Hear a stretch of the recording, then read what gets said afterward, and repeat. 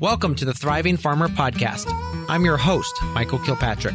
Our mission is to inspire, educate, and celebrate sustainable farming. We believe that you can build a profitable, sustainable farm that gives you true farm freedom. Join us as we talk to farmers, innovators, educators, and entrepreneurs to glean their top takeaways in business and life. Hey, Thriving Farmers. Today I am joined by Rodger Wasson, host of the Farm to Table Talk podcast, a lifelong advocate for farmers. Raised on a livestock farm in central Illinois, Rodger has spent his career working across the food system, partnering with farms, managing commodity boards, and sharing stories that connect us to what's on our plate. Rodger, welcome to the podcast. Hey, Michael. It's really good to be here with you today. We've had a conversation together. It's been a couple of years maybe. Yes. And maybe one even before that, too. Yes. But, Ben, I keep track of some of what you're doing every once in a while. I catch a podcast, but you wear me out. You got too much stuff going on. And I remember when I talked to you then, I thought, you're working too hard. Well, we do.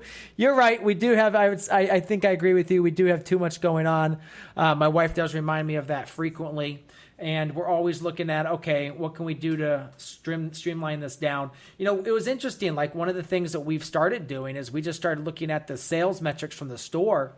And the other day I was like, Savannah, last year we only sold $166 worth of Christmas wreaths. And she looked at me and says, we're not offering Christmas wreaths again. So it's just not happening. So we kind of look at what our customers want and we try to offer that. And, during the meantime, I think we've probably had 3,000 or 4,000 different types of items in the store that, may never show up again. Yeah, though, there you are. You're practicing marketing. It's always one of those things I remember when I've been kind of around this sort of thing for a long time. The difference between marketing and advertising. Correct. Yeah, and so the old advertising is you're trying to sell what you have, and the marketing is trying to have what sells. That's a good destination. Yeah. Yeah. Yeah. Well, I came back to, we always talk about that. If we were more of a Christmas tree place, if we had like Santa and we did like a lot of holiday stuff, I think wreaths would fly out of here. But we're a farm market that people come because they want to shop for their kitchen table every week. And the percentage of people that just put wreaths out is really, really low. Sure. Gee, it's hard to believe we're talking about Christmas wreaths already, but it's just around the corner. Hey, remind me, if I came to the store, what's it look like? I haven't been there. I've been close because you're not far from Dayton, right? That's correct. Yeah, we're about 25 minutes from Dayton. So right now our store is in our barn. So a couple of years ago we were in a transit bus. So we bought a transit bus, we ripped out the seats, and we filled it full of shelves and a cooler and all that sort of fun stuff. So that worked for a while, and then we just got too busy, and so now we've reconditioned part of our barn, and that is our farm market at this point. We got a wall of coolers at this point. We got meat cooler. We've got shelves for dry goods, all that sort of stuff, and it's about 550 square feet. And on Saturdays, it's pretty much a zoo in there. Oh, that's great. That's great. So how far away do people come to visit? So we typically have people from consistently up to an hour. During strawberry season, they will drive up to 3 hours because we're one of the only, and again, we're not certified organic. We're one of the only farms that use deep organic principles to grow our strawberry crop. And so people will come, hours away just once a year, and they'll come pick, and then they'll just go back to Cleveland.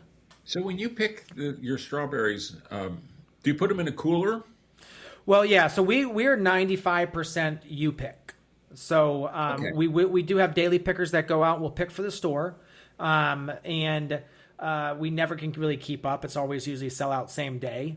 But on a solid picking day, they will pick 1,000 to 1,100 pounds of berries. The you pick folks will come and pick that many berries. Wow. So we do, it's pretty much June bearers is kind of what we offer. We do an annual bed strawberry system. So we plant in the fall, harvest in the spring, and then they're done. They're turned under, and we wait for the next crop. And so right now they're pretty much all gone, and we're just getting ready to pull plastic. And in that area of the farm, we're going to put all the fall carrots, the fall brassicas, broccoli, cauliflower, all that sort of stuff. The thing about the you pick 'em too is you got to eat them too. You pick them and you eat them, and Yeah. without having a cooler, you don't have quite as long. Yeah, so we do have we invested in the last 12 months in serious refrigeration. We spent about Okay. $75,000 to put in some large commercial systems, and before that we always had coolers, but they were really again, when you start your farm, you don't have a lot of money. Right. So we bought some used cooler boxes, and we drove all over the place and picked those up, put air conditioners in those for cool bots, and those worked. We Yeah. couldn't keep them as cold as we wanted, so the coldest we could get was 36 degrees. Yeah. This new cooler we have will go down to 30 degrees for some of our long storage crops. So But they end up you get almost another whole week out of the berries. well, it depends on the varieties. So if you do a lot of California varieties like Camarosa, Fronteras, those are two varieties that will store very, very long. The problem is the varieties that people want to pick are the Chandlers, the Ruby Junes. Camino Real did really well for us this year. We did AC Valley. That did pretty well for us. So those are the ones that people want to pick, but the shelf life on those is very, very low. So that's why in a U-pick situation, they come out, they pick them, we tell them, hey, use them today or put them in your fridge and use them the next 72 hours or else you're just not going to have any berries. Right. And then, of course, Roger, if you got rain also causes issues with berries too. I mean, we lost, I'd say a ton of fruit this year. I mean, a literal ton of fruit to the rain. We had a lot of rain this season. And again, as an organic farm, there's very few organic fungicides that we can use. They're mostly biologicals. So it's just you're spraying good bacteria to fight the bad. You just kind of stand there and watch the berries go. The trick we've found is we just pick the fields really, really hard before a rain. We just tell people, look, we even give you a little bit of a discount. Get the people out there, get the fields cleaned out, Right. and let the rain come. Give it a day or two, and then go back in and start picking again. So, or the other thing is to build up your jam business. Correct. Yes.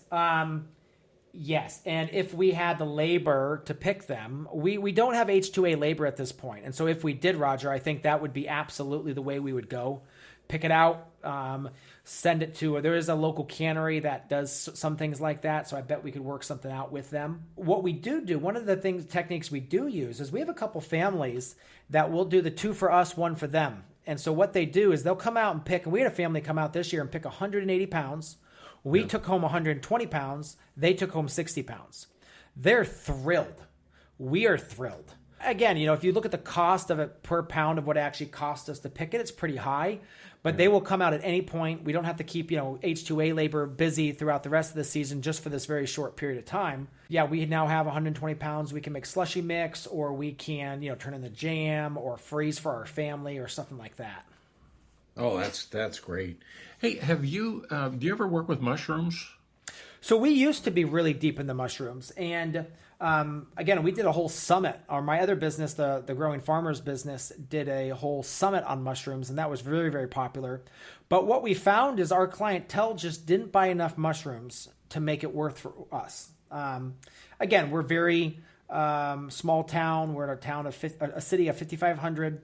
And people, they want their tomatoes, corn, melons, and, maybe 1 in 100 would buy mushrooms. And so we just never could sell the amount to make it worth us keeping the production going. For a while, we had a whole massive mushroom facility. We're doing hundreds of pounds a week. Then we basically shifted down to maybe, 30 to 40 pounds a week. And we still just weren't selling it. So we, shifted over to really focus on what does sell, all the vegetables. Now, I will say that it doesn't mean that mushrooms are out. I mean, there's mushroom farmers who are crushing it all across the nation. Yeah. But where we are, we're not at a farmer's market that has a tremendous amount of people coming through, and a very small portion can come buy the mushrooms from us. We are a farm market where we kind of got to offer all things to all people.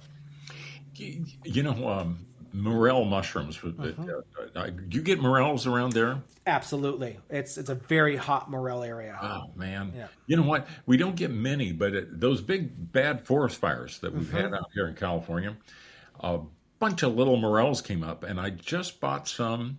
It was crazy high price. And then my wife fixed some up. It was wonderful. But then I also just saw some yesterday. I was at a nugget store. I don't know if you're familiar with them, but they're really kind of high end, kind of like you got one up in Dayton. What is it, Dorothy? Somebody? Dorothy Lane, yes. Yeah, Yeah. Dorothy Lane. It's that kind of store. Mm-hmm. And they had morels for $50 a pound. Okay, out here they're 75. Really? Mm-hmm. Oh man. Yeah. So I bought not from the first store. I bought maybe a double handful, Mm-hmm. Mm-hmm. and but I had just recently been someplace where they convinced me I should go to the steak because they had Okay. a special steak thing that was what they was going to put morels. I thought, man, I'm not usually going to spend that much money Yeah. for a high end steak, but it had morels. I said, I'll do it. And they brought it, and I said, I can't see them. And they had little specks that they just like shaved on it. And they went back and they kind of scraped everything around in the kitchen. They brought some more back, but it still wasn't anywhere near enough. Yeah. But But could you taste the morels in that? Was it like a morel sauce that they not were kind of hardly, trying to? not yeah, it was, but it wasn't the kind that we have. We used to have. You probably do them too. You either get the little gray ones or you get the big brown ones, Mm. and they're just wonderful. So no wonder Yeah, they can get $75 a pound. absolutely. It's crazy. What else do you have in your store? Yeah, so our store is kind of like again, our store has really been grown based on what our customer has looked for. Hmm. So we started out with vegetables, and then milk. We added milk because they wanted fresh local milk. We added bread. We've added other bakery products, granola, cookies. We have frozen meat. We have some dairy. We have like chocolate milk, regular milk. We have butter. We have yogurt. We have wellness products. Now we're starting to bring in like clean chips. Like I think Roots is a brand of chips we bring in. And garden supplies in the spring, a full horticultural line, all the plants and transplants and things like that. Soil. So we added in soil this year, like bagged soil. And I think we sold through 18 pallets of soil this year. So Now, is yeah, it special soil? I mean, you got it's manure in it or anything? yeah. So it's from Morgan Composting, and they're up in Michigan, and the quality is fabulous. I mean, this is the only compost we actually now use on the farm.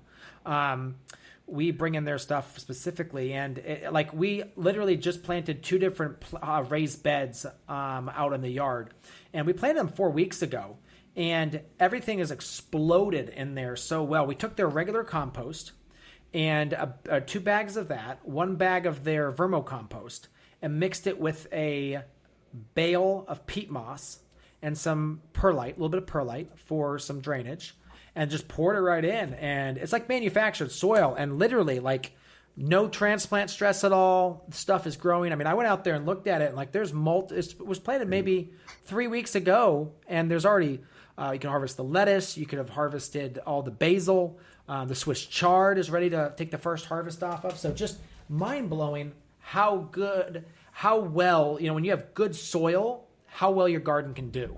Yeah, yeah. Oh, that's exciting. Now, how many of the products are you growing yourself that you have in the store? So it's interesting. So strawberries is obviously our biggest crop of the year. And, one of the rules for having a farm market that doesn't turn into a retail store is 50%. You have to grow 50% yourself. And so, we run the numbers every year. Last year, we landed up about 55% us, 45% brought in. This year, I don't know we'll probably end up about the same. We sold this year, I think we did about $100,000 in strawberries through the business. So yeah, it's just, kind of looking at that. But what was the original question that you were asking? No, I was asking what all you got that you grow. Yeah. Okay. So, I mean, the full list of vegetables, arugula, greens, lettuce, a lot of lettuce, spinach, tomatoes, peppers, cucumbers, squash. We do a little bit of eggplant, a little bit of okra, root crops, carrots, beets, potatoes. We don't do it. We do only potatoes we do are spring potatoes. So we do a hoop house full of them. We do turmeric. We do ginger. This year we're doing yacon. We're trying that. We're trying to see how that grows for us. Kale, collards. Yeah, I mean this year we're actually doing a fair amount of watermelons. So we're after the strawberries come out of the field, we're going right back into the same plastic and planting watermelons through the plastic.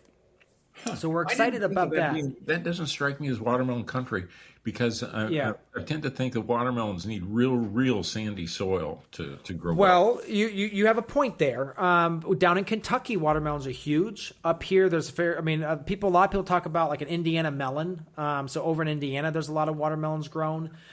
So yeah, we may not be like an actual like area, but watermelons and melons do fine here. I mean, they have the heat, and obviously the customers are looking for them. So yeah, It's amazing. So now, do you have anything that's year round? yeah. So we have about a half acre plus of covered structures. So we have two greenhouses, and then we have 6 tunnels. So those are full year round. Right now, some of them are a little bit empty because we just switched over from the spring crop into a summer crop. But we'll start filling them back up again, and we use them for propagation, and then we'll plant the entire farm back down to lettuce come October, November. And our goal is to be year round with lettuce. We usually are a few weeks short, but I think we're going to address that this year. We've made some changes with the production on things, and I think we'll be pretty good. Yeah. No, that's exciting. Now, are your structures are they plastic or are they glass? Yeah, plastic. Yeah. Oh, okay. Yeah. Maybe in 20 years, Roger, I can afford the glass. Yeah. What about hoops? You see many hoops? Like hoop houses? Yeah. Yeah. I mean, we have a fair amount of those, and to me, the cost per square foot is much lower. So our greenhouses end up being about between $8 and $10 a square foot. Our hoop houses end up being about $2 a square foot. Now, the greenhouses, it's automatic roll-up sides, automatic vent. The rain comes, it's supposed to go ahead and shut the sides, all that fun stuff. Hoop houses, you see the rain cloud, it's you going out and dropping the sides so you don't get rain in there. So it's a significant amount more of maintenance, but the cost is just vastly cheaper. Yeah. Well, I'm curious, the people that come and shop at your store, you're not taking care of everything they need that they're necessarily getting at a supermarket. Some people, okay, so we have some customers that pretty much 85% of their diet comes from us. We have some people that they shop with us, and then they go ahead and will shop at Aldi's, and then maybe they'll go to Whole Foods if they have to. And then of course we just have the people that want to come by for our watermelon. That will happen too. Sure. Like on a weekly, we have about between 300 to 400 visits a week that come to the store. Mm-hmm. So it's pretty busy. Yeah. So how are you marketing it? So we have a marketing team that actually works across all of our businesses. So we have online and offline. So about online, our sales are about 55%. The store is about 45% of our sales. So we have a team that we brought on a couple years ago, and they do a variety of different marketing. We do everything from blog posts. We do a lot of video content. Right. Well, how about local targeting? I mean, you also. So we do ads, yeah. So like our marketing strategy is we have a lot of legs of our marketing strategy. So SEO is important for us. So we've worked hard to make our website and web pages SEO friendly. And then we also have, like, for right now, it's peach season. So we're running ads that will sell people a box of peaches, and then they come into our store to pick up the peaches, and they learn about the rest of all the things that we have to offer. Strawberry season is obviously our biggest marketing. We see a massive uptick. Every strawberry season is kind of like we're moving our farm to another step. Sure. With new people coming onto the farm. We also do text-based. So then we do updates too. So once they're in our world, our marketing world, we then send them bi-weekly text updates. We send them weekly emails. We talk to them about, the plants. And then obviously we continue to market to the people that are already in our world by the blog posts, the social media updates, that sort of thing too. So, yeah. This is where it's a full-time job. This is where you're reminding me that I'm lazy.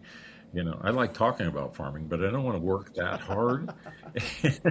You got, Well, we have a really good team. So I mean, again, yeah, they are the ones that do the work. I kind of give them the strategy, and so I'll give them a list of like, here's the 10 or 12 video ideas for the week yeah. that we need to go do, and then they go ahead and they film it, and then they go ahead I have to review them, and then we get them out there to the people. So the whole farming Yeah. thing is kind of you're largely running it. You're running it through the facility, but you're also providing online. Is it a CSA type structure? So yeah, we do offer CSA. We have about 200 active members. Typically, about 120 people pick up every single week. A lot of people are on biweekly.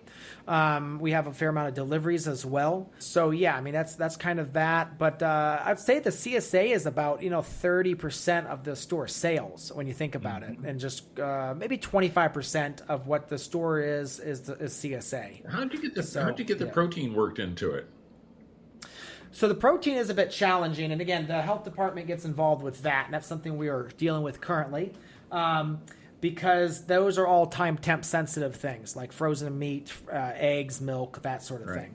So, but yeah, I mean, for deliveries, we don't do a lot of protein because keeping temps are challenged. So a lot of those people have to come to the farm and pick those up. The CSA to us is typically vegetables. All we put in the share is vegetables, but they can swap out for some of our more prepared items. So they can swap out for bread. They can swap out for some of our salad dressings, some other things like that. And like lavender bunches, they could swap out for if they wanted to. Sometimes we'll give them like herb plants, that sort of thing. But yeah, it's constantly evolving. But tell me a little bit more about this protein side of it too, because Yeah. are these like farmers that are processing grass-fed beef, or they've got pigs and they get Yeah. them at a local locker plant or something? Yeah, so protein, processed protein is I think the biggest challenge for small farmers at this moment in the U.S. And we can get into that in a second. But how we carry it is we carry eggs from local purveyors. Right. We carry fluid milk from basically farmers that are have their own bottling plants. We are a drop site for a herd share for raw milk. So again, we have nothing to do with that. We provide a cooler. They put the milk into the cooler, and the customers pick it up.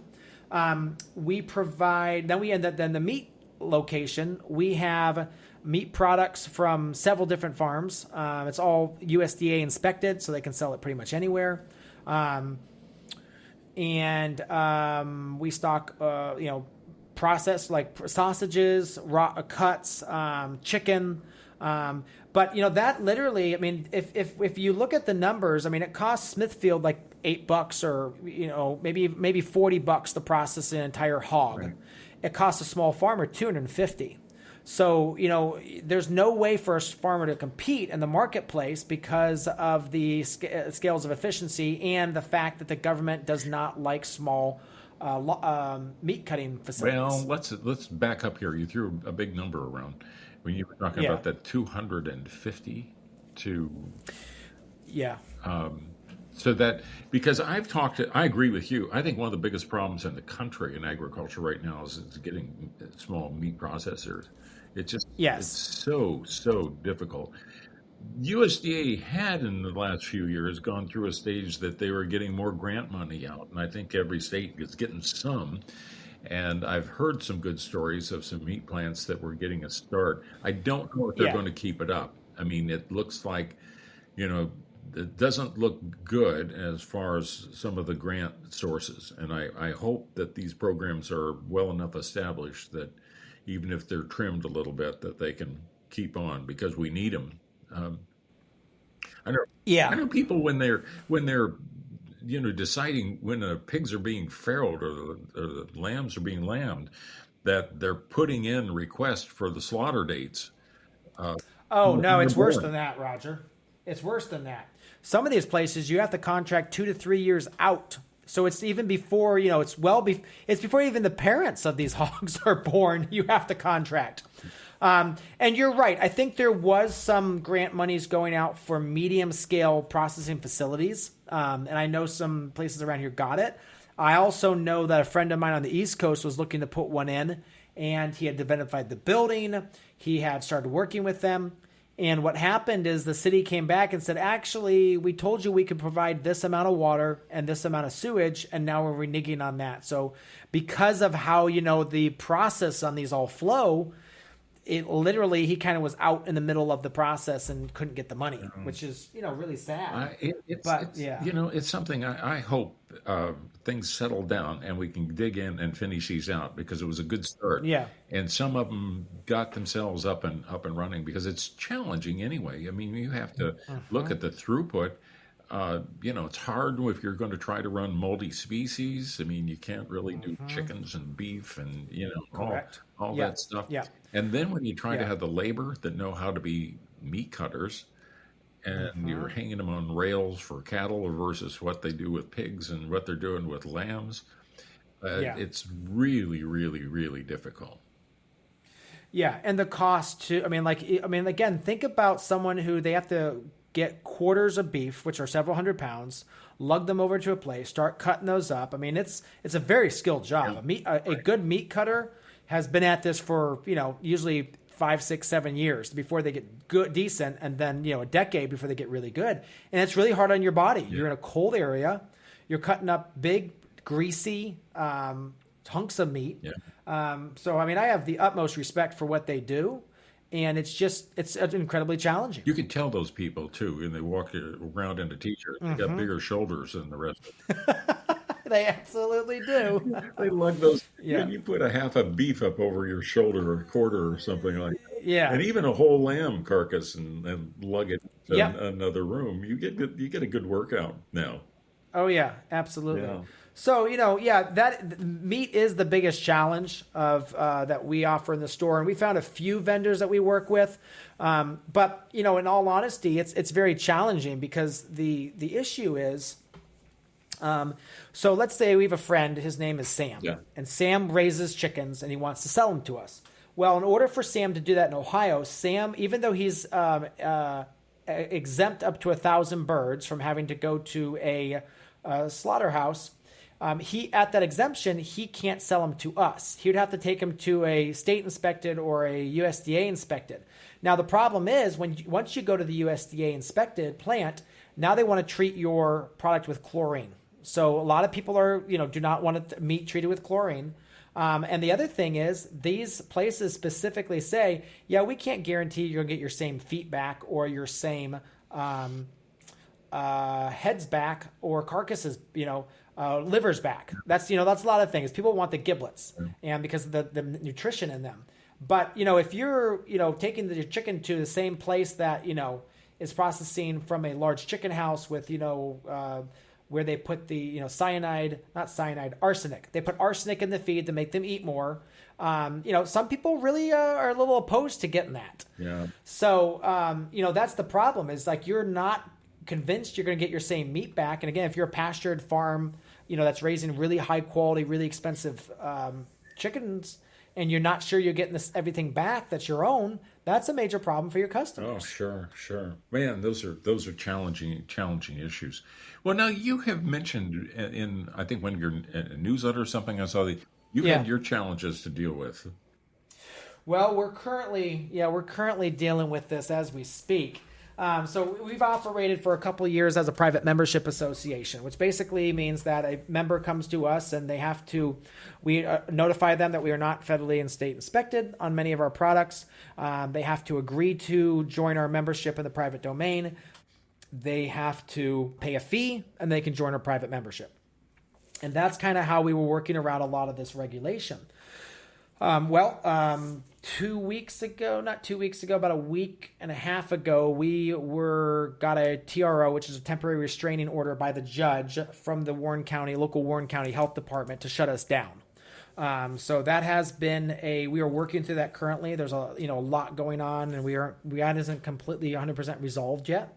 But it's kind of concerning that even though no one had ever gotten sick from over the 4 or 5 years that we've been open, even though people sign away their rights and the fact that they want the government to inspect the food that they're eating. In the agreement, it says, I know that this is not inspected by the health department, and I am choosing to waive my right to be inspected by that. That you can't contract in the private domain to buy your own food. To me, you should be able to go to your farmer and buy food directly from him without the government being involved. To me, that should be a basic freedom of ours. And basically, that is not what this judge is saying. So, we're still working through the legal avenues on this. But in all honesty, with, the time of and cost of these things through court, it's probably ending up going to be cheaper and easier for us to comply and then just taking this up to the legislature and fighting the legislative route instead of the judicial route. That's frustrating. I've been to a place that back east where they actually would come in to buy lamb, and they would take title, and then they would have like a locker plant that the people buying it could be helped along a little bit, but they owned the lamb, so they were able to be actually processing themselves because they took ownership of a live lamb. And I don't know how widespread that is, but it was a pretty yes. So again, a lot of it comes down to the level of, and that's in a lot of ways that a lot of these places sell meat. Is you basically call the farmer and say, I want some meat. He says, okay, I've got one going in. You give them a deposit, and they then own the animal, and then the processor processes it. It's labeled not for resale, and then you pay the farmer based on the poundage that you get from that. So that's a common way to do that. The problem is, there's a couple things wrong with that, is that a lot of people aren't at a stage in their life where they can A, monetary, or B, mentally afford to buy an entire animal or a portion of an animal. A quarter cow is still a lot of meat, and that's expensive. So a lot of people so there's always going to be a subset of people that can do that, and that makes sense. And again, that's how we do it. We buy half a pig every year. But there's a lot of people that just, people that are on SNAP, people that are just trying to figure out a lot of things. They just don't have that capacity. And so, what it does is and that is typically a cheaper way to buy meat. But, when you go down to the actual by the cut, that's when all this gets the most expensive and the most government regulation involved. Can people use SNAP in your store? They do. They have. Yeah. How does that work? So they come in and they've got, which used to be called food stamps, but Supplemental Nutrition Assistance Program. So they got these EBT cards, and they come in and they get a box full of things and so forth. And do you take that just as cash? So what we do is there's a portal that we log into, and then they give us their card. We swipe their card. We just put the amount in that we charge, and then it gets charged, and they go their merry way. And I think it's like a week or so later we get a payout. How does that come to you? Is it deposited directly in your bank then? Yeah. Oh, that's good. Was it hard to get signed up for it? It was. It is not easy. It's not easy to change it. There's a lot of steps. It's hard to communicate with the company that does it. I would say that would be one of the systems I'd love to see streamlined. It's interesting that down the street from us, there's a gas station, and the gas station sells, bottled drinks, corn chips, all the normal things a gas station would sell. And they're very proud of the fact that they also have EBT. Oh, well, I know. That's one of the issues in the whole Farm Bill debate. There's some people that are against it in general. Most people think that they need it, and some people are saying it's too liberal in some areas. That yes, I mean, and again, there's people need to eat, and so nutrition, and again, people need to eat nutritious food. So, but the whole fact of they need soda in their SNAP, there's nothing healthy about soda. No. And I mean, it's basically the corn lobby is pushing for it because it sells corn syrup and helps the price of corn go up. But other than that, you've got you got Pepsi and the big guys arguing for it too. But I think it should go back to water. I mean, if you want to include some sort of beverage, it should be water. Yeah. Yeah, no, it's another issue that's just going to keep on grappling here. That's Hmm. really interesting. You're touching so much of this. Now, you are, in addition to being a farmer yourself and having the store and having the CSA and being engaged in all elements of this and a fair amount of marketing work that you're doing with your company, you also got another business too, where you're advising and training farmers, right? Yes. So we've really done a lot less of that. So I used to be on the road probably 4 to 5 full weeks a year. Now it's maybe one. I'll go on so we used to do a lot more traveling, a lot of conferences, a lot of, that, way less. We used to do a lot of like webinars. We still do some webinars, but half the amount we do just because, again, I'm now back to full-time farming. Again, that's what I've always wanted to do and I really enjoy. Mm-hmm. So I want to be out in the field with the guys, laying the plastic, weed. I don't do a lot of weeding, but, making the decisions or running the farm on a day-to-day basis. Yeah. Now, what that has really kind of shifted into is that business now is more of a marketing business for our online sales. So we sell online, we sell elderberries, willows, strawberry plants, raspberries, even some of the goji berries, aronia, bare root trees. Goji berries. Mm-hmm. I didn't know that there were goji berries produced in Ohio.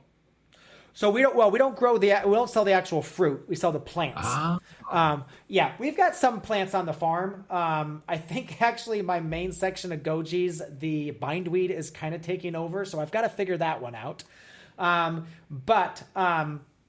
Yeah, absolutely. So again, what I mentioned earlier that about 55% of our sales are online. In the spring we sell strawberry plants. We even are starting to move into like blueberry plants, and we grow some of the stuff ourselves.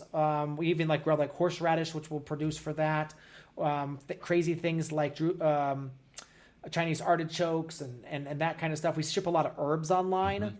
So that online business now is really a lot. We sell training courses and teach farmers how to succeed in business and life. But we also now just sell a lot of plant starts and that sort of thing online as well to gardeners and farmers across the U.S. now I've got bad eyes, and goji berries are like the best thing in the world. That zeaxanthin, there's nothing as close Oh, to the yes. zeaxanthin that's in goji berries, and also lutein. And Mm-hmm. so I'll put a handful in Greek yogurt for breakfast Mm-hmm. every morning, and I think it's definitely helping. It seems to be helping too, but Yeah. it's $20 a pound. Oh, yeah. Goji berries are tiny, and I can't imagine having to sit there and pick them. So I'll sell you the plant, let you do it. No. I hear some people that have planted say they can kind of get carried away too. They're kind of hard to kind of keep under control. They just start spreading around. They are so resilient. Now, another thing that we're starting to play with, Roger, is called sea berry. Have you ever heard of a sea I berry? haven't. Yeah, so they're native to more Russia, Ukraine, China, and they can get pretty big. I'd say 12 to 16 feet tall. Actually, if you just Google sea berry, they grow along the coast in like Scotland, and they'll sit there with the salt spray all over them and still thrive. So they're incredibly resilient. They are challenging to harvest because they do have stems, thorns on them, and the berries actually cling tightly to the stems. Yeah. So if you look at pictures of them, you'll see literally the whole bush is orange, and the stems are orange because the berries are coming right out from the stems. Yeah. So it's a fascinating berry. The nutrition content is through the roof. Our thing is going to have to be try to figure out how to harvest them because they're so tightly to the stem. So it's sea like the ocean, SEA, Yeah. berries. Exactly. Yes. Oh, look them up. That's Oh yeah. and the products like that are worth seeking out, and it's a kind of specialty that you could be able to develop where it's pretty hard to imagine how this gets to scale. Although I think that like the goji berries, I've been thinking, as soon as we get better robots with a little vacuum sweeper, Oh yes. I think that's going to be it because the robots aren't that far off from picking. Yes. And going down through the field, they're already going down through the field and zapping anything you need to and having pretty good camp. Correct. Yeah. There's now pretty good picking robots out there now, especially for strawberries. They do them in troughs with the strawberries hang over the sides, and they're picking those now. But you're right. The technology is out there. They're zapping the weeds now substantially. I'd say 2 years. 2 years, and we're going to have a vastly different, because labor costs will go so far down. Oh yeah. Well, then the drones are getting so much more affordable too.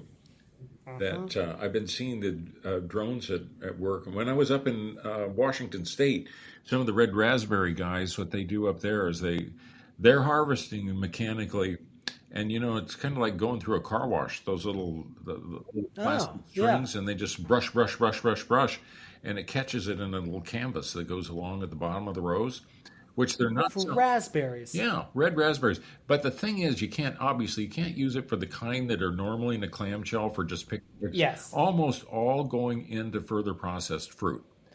Correct. Yeah, like a raspberry ice cream or a raspberry jam. Right. The frozen raspberries, they can be a lot more. But I think the technology is going to offer a lot. So if you don't have a robot yet, Mike, how about H2A or some of the? So we have chosen. We don't have H2A housing now. We're at the size of a business now where it would not be hard for us to rent a house for them and have the H2A up. So far, we've done pretty well with being able to hire local labor that are just wonderful people. We have a great group of people. We also have invested heavily in labor-saving machines. So this year, we actually got a pretty large FSA loan, about $110,000, where we bought a soil steamer, so a pretty large soil steamer. We bought a new boom sprayer, hydraulic boom sprayer, and then we're also picking up a straw chopper. So now we can, instead of having to square bale and then stack and then store and then spread, we round bale, store right on the edge of the field, and then cut the wrap, dump it into the chopper, and just blow it over the fields. So that's going to make us far more efficient. The sprayer, it's a boom sprayer, which means I can then go spray the entire field myself at 6 a.m. or 9:30 p.m. And my staff doesn't have to, because this year we had 2 guys on backpack sprayers, and it would take them about 3 hours to just go do it all. And it was a chore. And again, they did do a job, but the other aspect is the amount of water we're putting on per acre is vastly different. When their backpack's blowing it on, they're getting maybe 20 to 30 gallons of water per acre.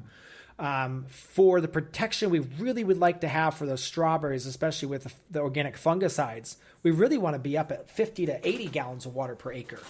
And so this will allow us to then, do that amount of water and really make a difference in the coverage we can get. And just literally getting out there, because sometimes, let's say you have a rain on a Monday morning. Well, you want to hit it 24 hours in advance. So that means you want to come out Sunday morning and put that on. I can't call my guys and tell them to come out. They don't want to. I mean, I want my guys to enjoy their farming careers.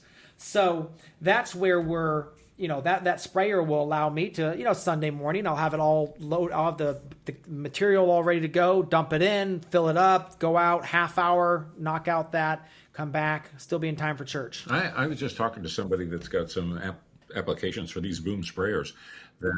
Basically what it does is kind of make water wetter.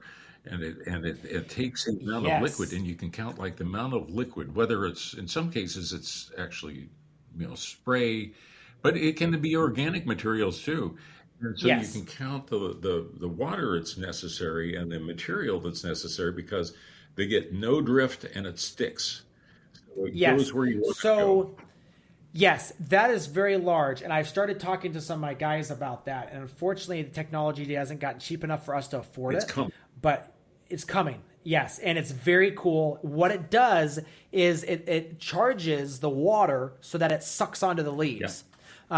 So it's mind-blowing me, the technology. And again, a lot of what we're spraying too, is, I keep talking about this, is we spray a lot of, we work with AEA, which is Advancing Eco Ag, and they do phenomenal micronutrient programs. Is that John? Yes, that's John. I just had John on. John, I would say, John's program, we've been very pleased. We were with a different company last year, and it wasn't going so well. They wanted us to spray up to 3 times a week, and the amount of of negotiations we had to do with things were just really frustrating. So now we send the samples in. They have an agronomist that calls us back or emails us a spray program. And it's, we apply it once a week or once every other week. And we've been very happy with the program so far. The crops look great. The yields are coming up. And I guess the biggest thing too is we can understand this program. The last person I could never get to the point where I could reliably know what was wrong with my crops and what I needed to change. Yeah. With this program, I feel educated enough that I could make the decisions based on what I need to do based on the SAP. They do it for us, which is really helpful. But it makes it so much easier. And we're seeing, this year our onion crop was gorgeous. We had, 2.5, 3 pound onions, which, some customers don't want, but other customers are thrilled to get a big onion. Yeah, man, it's exciting. And in fact, I know you're so busy. You probably don't have time to listen to many other podcasts, but if you get a chance sometime, go back and listen to my podcast with John Kemp a couple of weeks ago, because it started out with John kind of relating to being an Amish farmer in northeastern Ohio and starting farming with behind 2 horses.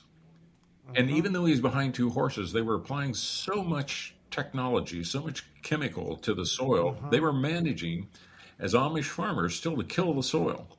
And took a whole different approach. And now I think, like, in the last couple of weeks, they're introducing an AI product that's using artificial intelligence. I've seen that. Have you really? Yes. I've heard. I've saw an email come out about it. I was about to reach out to my rep and say, "Hey, how do I get my hands on this?" But yeah, it is. I am so excited about this because it is going to allow us to just produce better food. Well, in somebody's lifetime, that you end up going from going behind the horses to going to artificial intelligence, and to me, it's like that is kind of what's hopeful about agriculture too. And we're talking about all these technologies. For a while, everybody said, yeah, but it's always going to be just what Bill Gates farm he owns or something, with a...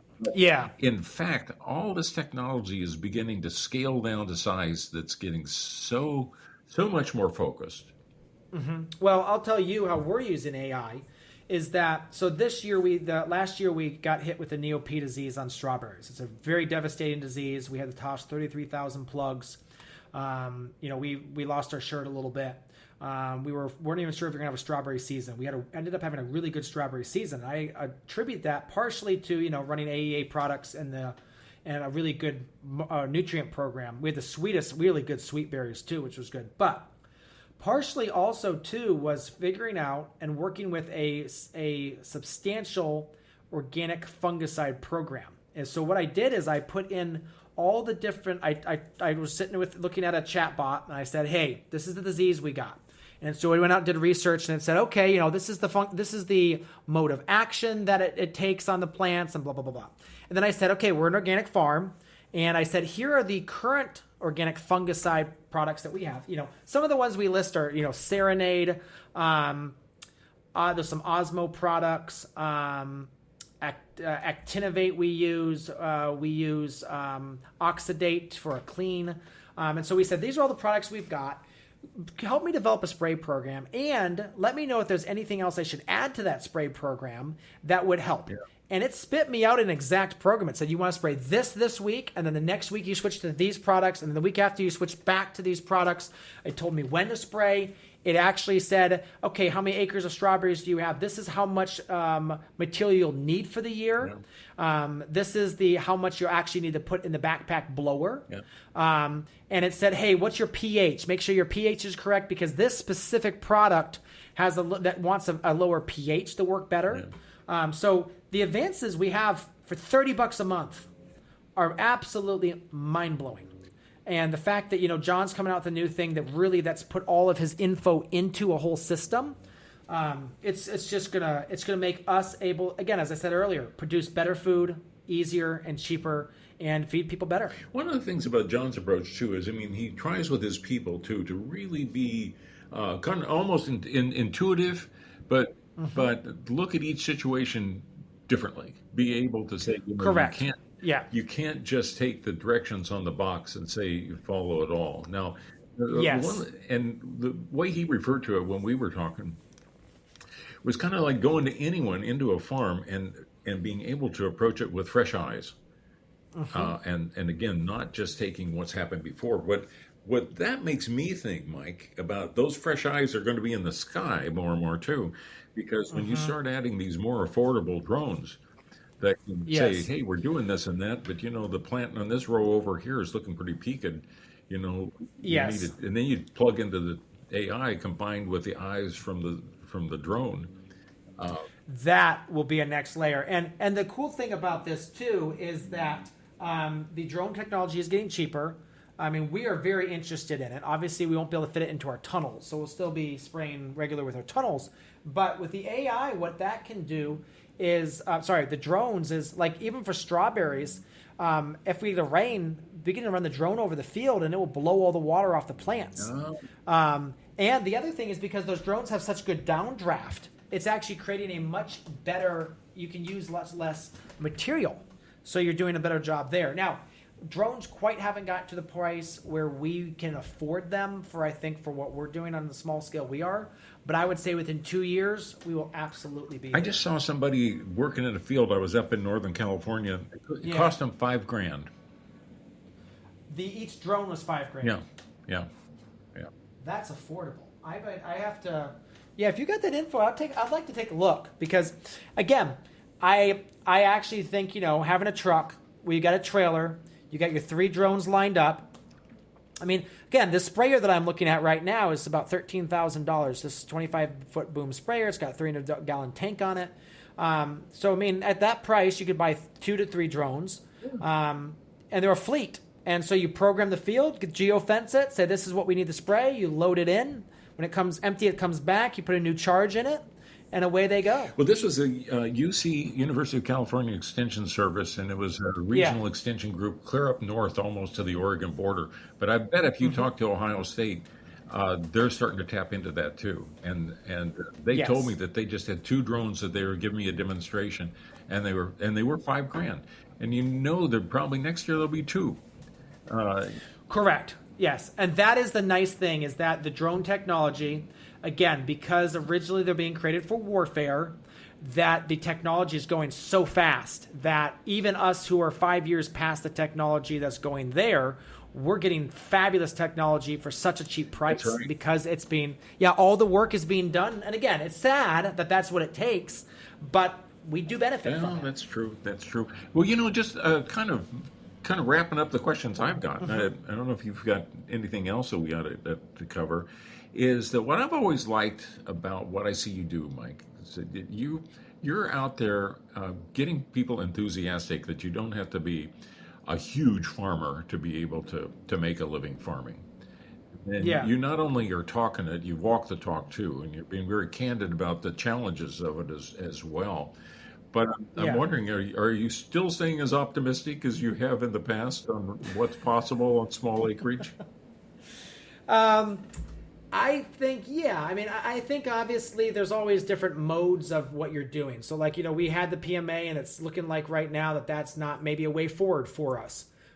So, maybe that's not working, but I am still absolutely 100% that small farms can be profitable. I mean, again, and where it comes down to is small farms need to have further processing. Just selling, squash and lettuce at a farmer's market is no longer a profitable business model, in my opinion. Now, there are farmers that are making it work, and they're doing a fabulous job, and I am 100% support them. But I think it's a lot easier for a farm to do have a kitchen and do be able to do some further processing. I think that's we've shown that by what we're doing, and I think other farmers are showing that as well. And I think the farms if you're just a single farmer by yourself on like a half acre, that's a very hard farm life to have because if you get sick, you get injured, you're out.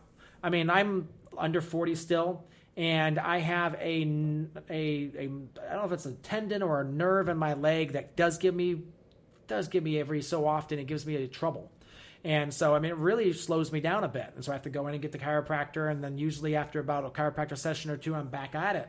But, again, I think a farm, to be the best it can be, is a group of a couple people that are just, singularly focused on making it happen, that do have I would love to see way more farms in city limits. Unfortunately, that has also been a major challenge for us, is dealing with the city, because there's so many more regulations.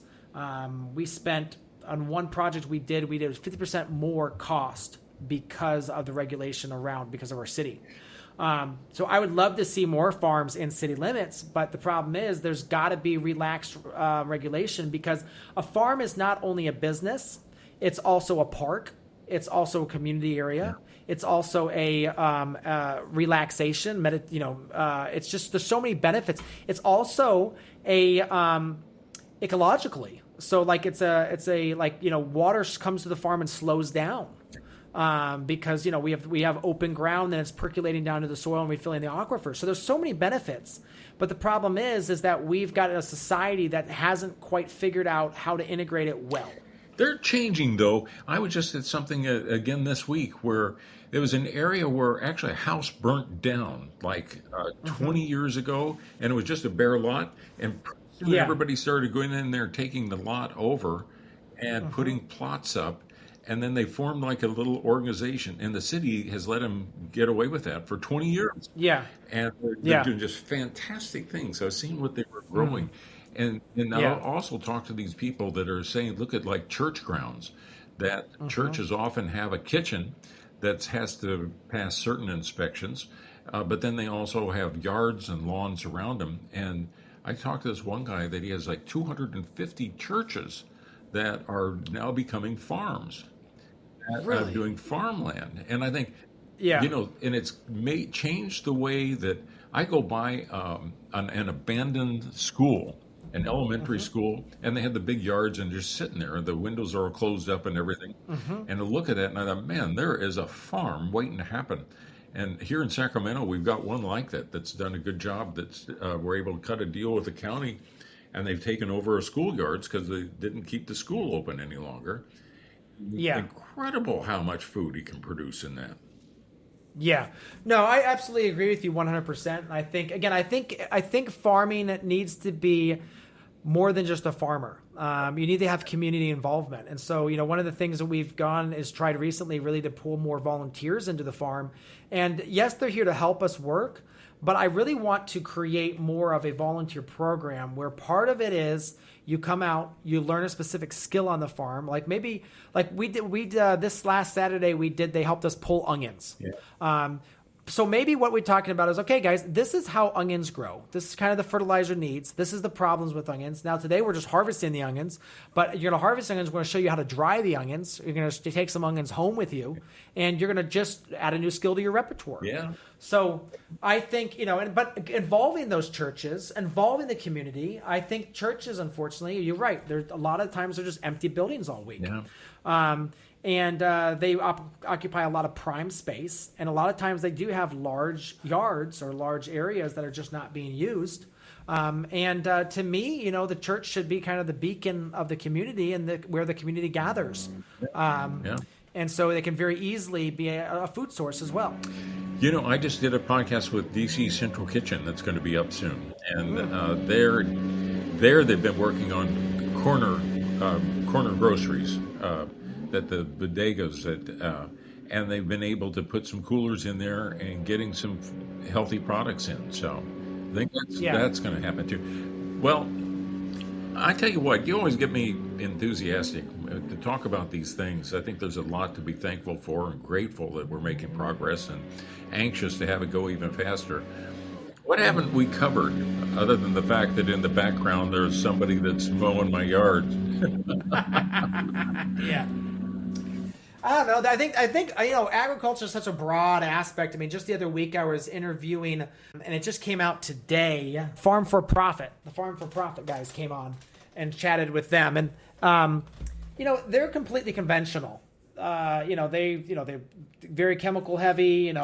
But to me, I think agriculture as a whole, with agriculture, we're feeding our world. And so all aspects in one way or another are important. I wish they would, change how, especially some of the things they're using. But again, it's baby steps there. Some of the stuff we did talk about was some of the technology that allows them to use way less chemicals. Right. And so that's important there too.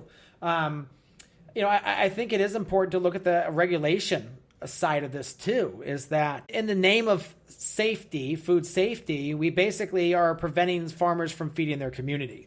One of the complaints against us was that we didn't have allergen labels on our lettuce. Oh. On our lettuce, I was like, there's no requirement for that. I said, there's absolutely no requirement for an allergen label to be on lettuce. Yeah. But that was one thing that the health inspector lady was quite adamant that we should start doing. So I think there's, and it's really interesting that the whole legislature or most of the legislature, even up to the highest levels of the country, still believe that raw milk is bad. No matter how many studies come out and talk about how raw milk can be a very important food source, and how for millennium that is all that people drank and survived on. It's still, according to most of these bureaucrats, it's worse than drinking battery acid. So until we really start, and again, I think if you look at, Kennedy has come in as director of health there, and hopefully we'll see some progress there. I mean, we're already seeing some progress with banning of food dyes, some of the food dyes and stuff, which again, we've known for decades that those can be harmful too. And again, I don't envision us, on the village square, everyone start drinking raw milk again. But I think what it needs to happen is we just really need to go back to the actual science. Let's actually look at the science. Let's actually have that conversation about it, and at least, let people know what the truth is about this. So I think, an aspect of, informing people, giving them actual real data, real science, and then letting people choose for themselves. Yeah. That's all I'm an advocate for. Again, if you want to go and buy Doritos and Mountain Dew, go for it. Well, there's a frontier there, and I think we'll have to have a much longer podcast if we got into much of the politics, because there's things I think make some sense and some things that look silly, and it's bipartisan in its silliness and intelligence. There's good stuff and crazy stuff enough to go around, but I think it does take people that care about food, the farmers and the consumers, to wade in and make a difference and know what they're doing, and approach it with some common sense. Look on the back of labels in some cases too. Oh, absolutely. Yeah. Learn to read a label. So many people don't understand what that is. Well, I tell you, it's fun talking to you, and we need to do this more often. And you're reporting in and giving me another stage of what's life like on your farm in Dayton, Ohio. I get there every so often, and I feel bad I haven't chased you down. Yes, you got to come down. I mean, listen, if you even don't have a car and you get into Dayton, I'll send one of my guys to pick you up. I've got a driver, Dan. Dan loves to drive around and chat and see what's going on. So as long as Dan's not fishing, he'll be more than happy to come pick you up. Well, that sounds good. I'll get back there before the fall is over, because I've got family down there to go see. Hey, listen, thanks a lot for the conversation. Yes, thank you so much, Rodger, for coming on, and we'll chat again. Okay, bye. So there you have it, another episode in the books. So I'd love if you would hop on over to iTunes and leave us a rating and a review. Those mean everything to us. We love to hear what you're thinking. If you have a podcast guest that you can recommend, please pop on over to the Thriving Farmer Podcast website and leave us a review. That's thrivingfarmerpodcast.com.